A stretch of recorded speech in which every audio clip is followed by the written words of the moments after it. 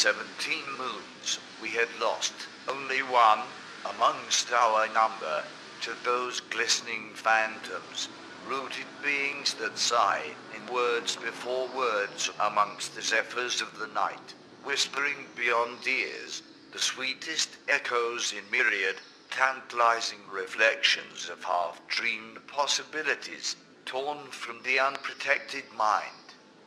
But in the morning sun dew were revealed, surrounded by the husks and bones, the plaintive accoutrements of unwary wayfarers.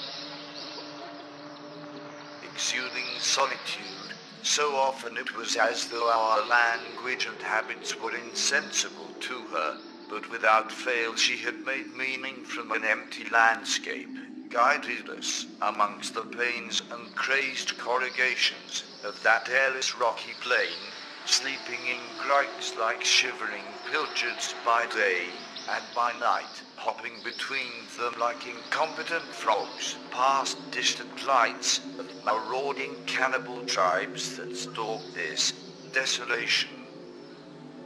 Until finally we sighted the great shifting and tumbling cumulus that concealed that vast citadel upon the horizon.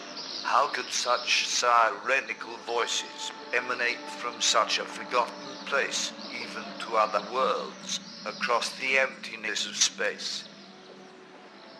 Soon, the too familiar stench of rotting arose in our nostrils.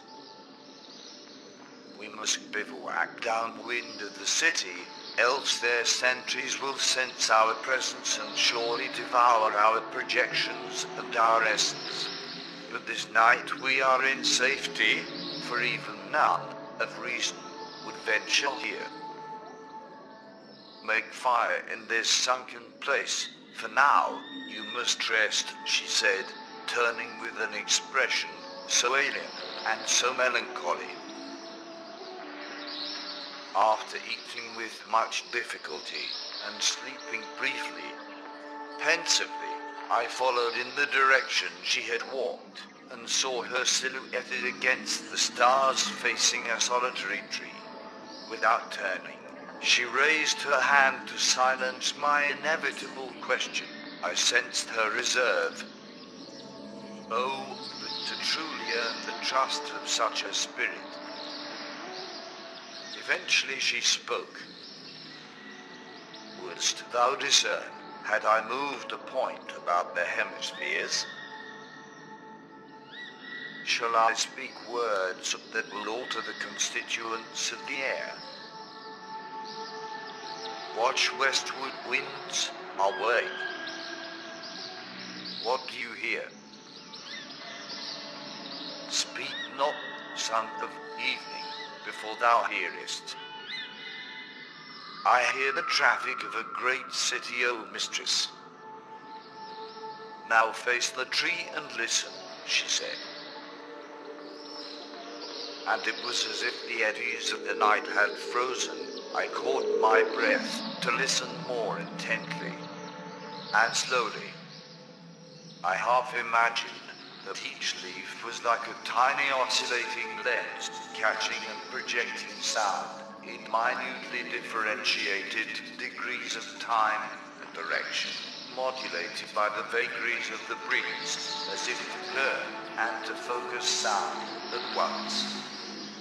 Discrete and terrible events I perceived amongst the omnipresent background drone of machineries and transits. She continued as before, listening to some inner voice and speaking some soft language of chaos.